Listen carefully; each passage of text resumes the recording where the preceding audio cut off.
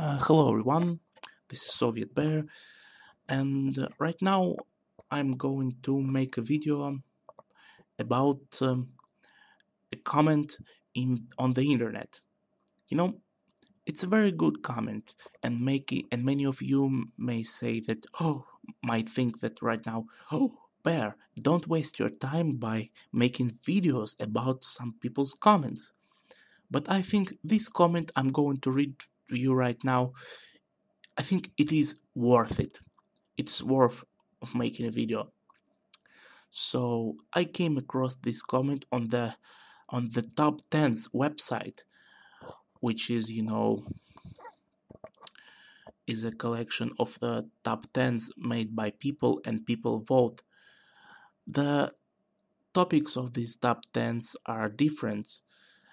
So I came across the top 10 of worst countries in Europe. And what do you think? Russia was scored first. So but I came across this brilliant comment in the comment sections, and right now I'm going to read it to you.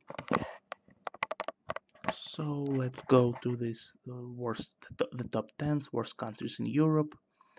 Russia. Let's read the comments. Newest first. Oh, here it is. It's big. It has to. Oh yeah. So let's read. I don't understand why there is so much hatred for Russia. Most people who visit it seems to love it. It's not perfect. It has some bad events in its history, but who says it's the worst is just not true. I think when we talk about freedom of the media in Russia, maybe the people on here should look at the media in their own countries. A majority of the comments here on echo exactly the same anti-Russia views, which could suggest people here have been brainwashed by Western media, who just say what their government tells them. And I absolutely agree with this. And the Western media is very biased. It's already very brilliant words. On the subject of World War II, let's not forget that the Russians were left to fight the Nazis on their own for ages before a Western front was opened up. In fact, the West was so scared of communism, it was prepared to see Russia destroyed. We now have the EU, which is effectively a German empire, in which member of the states have to ask Germany for permission to change policies in their own country, or Merkel will get her lederhosen in a twist. Well, I don't agree that the EU is a German empire. I think the EU is pretty much like the USA, is owned by the Zionist bankers and the corporations. Now, the Soviet Union, let's continue. The Soviet Union, of course, was a dark part of Russian history, which I also disagree. I think, in fact, the Soviet Union was one of the brightest parts of the Russian history. How many we achieved during the Soviet Union is we we won World War II. We launched the first satellite and the first man into space. We achieved nuclear parity with the US and NATO. And while I disagree that the Soviet Union was a dark part of the Russian history, but anyway, let's continue reading. But why, with the end of the Soviet Union and Warsaw Pact, is there still NATO? That's a very good question. Indeed, why there is NATO if there is no Soviet Union and the Warsaw Pact? They are gone. Should Russia not be allowed to defend itself? If the Russians had military bases right on the US border, what would their reaction be?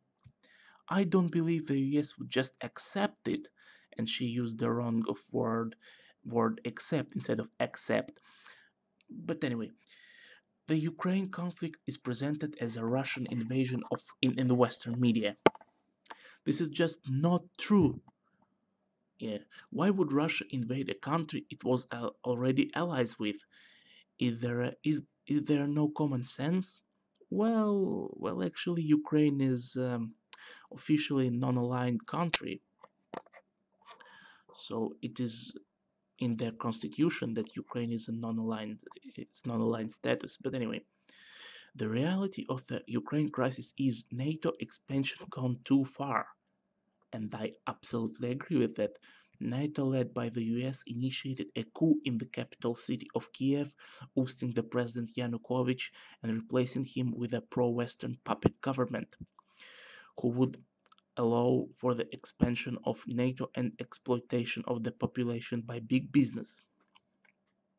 Russia was forced to react to protect its major naval base in Crimea, and a referendum took place in the majority, which the majority of the population voted to make Crimea officially a part of Russia. If Russia invaded a country on the US border and replaced its government with pro-Russian one, it would be World War III, especially if there was a US Navy base in that country. Well, it's debatable, but still, this is a very good and reasoned thought. I like the way this person thinks. Russia does not want to take over the world like the US appears to be attempting. It just wants its interest and its security to be respected by the West, which so far they have failed to. Oh my god. I don't know who this person is, but I want to find him or her, whatever, and to say thank you, big thank you from the Russian people. Okay, anyway, let's continue. When we talk about Syria being a terrible dictatorship, why then does the US back Saudi Arabia?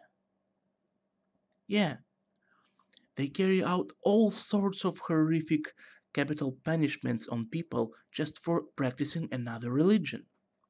Recently, a woman had her hand chopped off for asking for her pay, and a British man was going to be lashed for having alcohol in his possession.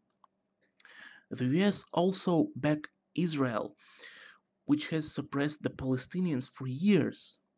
We have now got a major refugee crisis in Europe, created by the various wars the US has started in the Middle East, and also as a result of backing the supposedly moderate rebels in Syria, who are mostly Al Qaeda and ISIS affiliates, while at the same time completely destabilizing the entire region.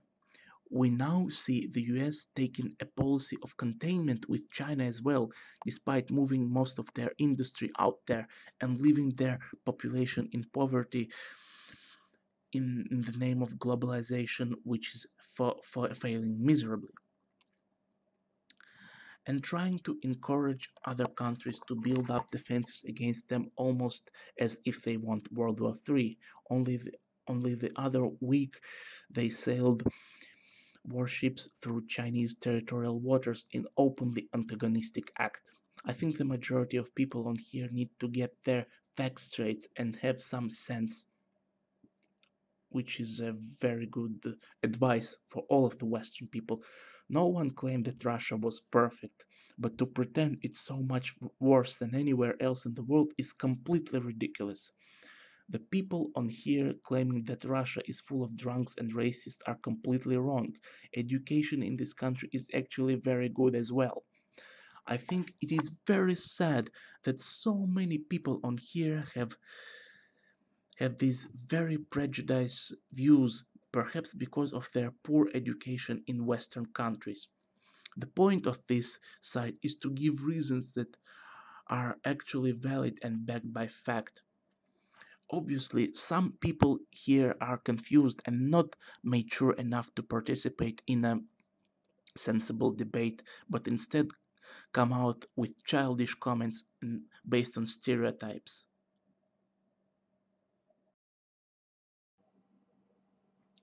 Bravo, bravo. The person who posted this comment, deserve a standing ovation. And to be honest, I don't know what's this person's name and who he or she is. But I think the West is in need, is in need of people like this person. If more people in the West were like this person, we would have less problems with the West.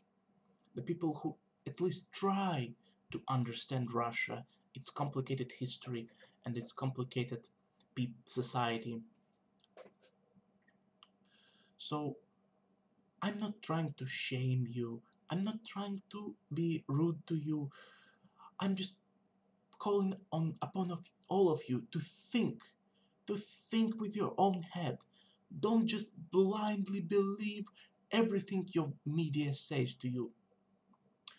I don't say that all of Western media is biased. There are indeed some good journalists and some good media outlets. Well, even the absolute bad mainstream Western media sometimes post something good about Russia.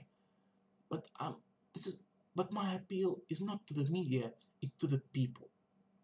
Think for yourselves. Open your minds for something alternative.